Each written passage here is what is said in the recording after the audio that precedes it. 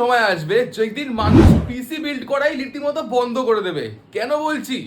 আমি আমার এই গ্রাফিক কার্ডটা 5070টা কিনেছিলাম 70,000 টাকা দিয়ে, 70,000 দিয়ে। আর ওই গ্রাফিক কার্ডের আজকে দিনের দাম হলো কিছু এরকম। তো জুলাই পড়ে গেছে, জুলাইতে বলেছিল প্রাইস হাইক হবে, প্রাইসটা বাড়বে।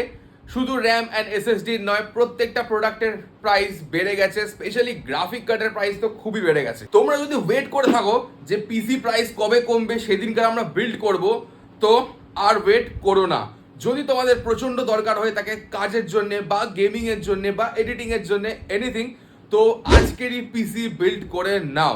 কারণ ইন ফিউচার বলা যাচ্ছে না, আরো হয়তো প্রাইস হাইক হতে পারে।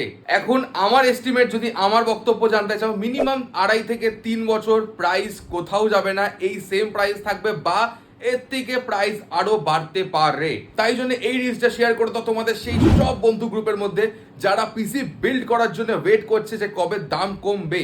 আর যদি কোনো প্রশ্ন থেকে থাকে, কমেন্ট বক্স খোলা আছে নিচে, যাও কমেন্ট বক্সে গিয়ে কমেন্ট করো, আমি সবার কমেন্টে রিপ্লাই দিই।